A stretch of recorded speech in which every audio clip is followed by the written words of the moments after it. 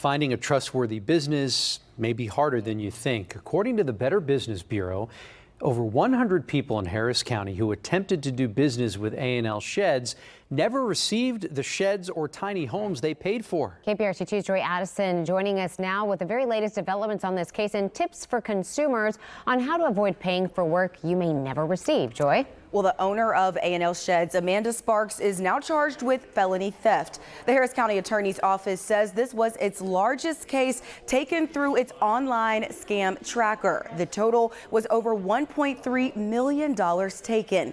In recent weeks, the people that paid A&L Sheds noticed identical shed builds advertised on a site called Crafted by Caesar. They reported it, and that business has since ceased operations in Texas. But this entire situation has left consumers wondering how they can avoid losing hundreds of thousands of dollars the same way. This is the last message posted by Crafted by Caesar. It says that as of last week, it has ceased operations here.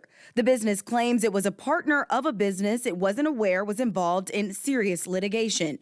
The same people that compiled victims list and traced every dollar paid to A&L Sheds noticed the similarities between its work and work posted by Crafted by Caesar. They made several reports. They're anxiously waiting to be paid back, but say falling into a similar situation may be tricky. They claim A&L Sheds had a lot of green flags, a building to operate out of, a good standing LLC and permits, and proper tax filings. Now they have tips on what to do if you're caught in something similar. And the Better Business Bureau tells us what type of businesses should be avoided. Get out the red flags is if you make sure that they are local. Have someone look at it with you or go with you. Do your investigative work about looking at the Better Business Bureau, and maybe talk to people. Ask for a reference list. Ask for your customers. Can I talk to some of your customers to see how y'all are? Maybe that would have helped a lot too, and I didn't do that, but I should have. So is it still safe to say that if someone has a verified LLC, if they've paid taxes on their business and are operating out of a building, that they're legit? Checking all that information is not enough. You really need to go and check online as well to see what other customers have experienced with a particular business. Read through any complaints out there, any customer reviews, negative or positive, so you can get a feel for how others have experienced the business.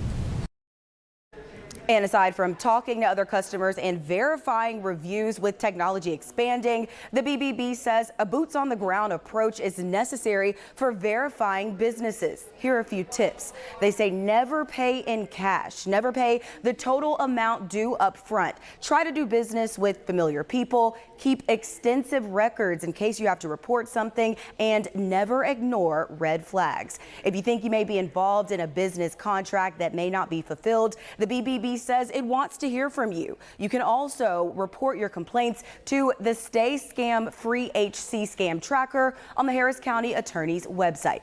Reporting in the newsroom, I'm Joy Addison with KPRC 2 News. All very important steps to take to protect your finances. Joy, thank you.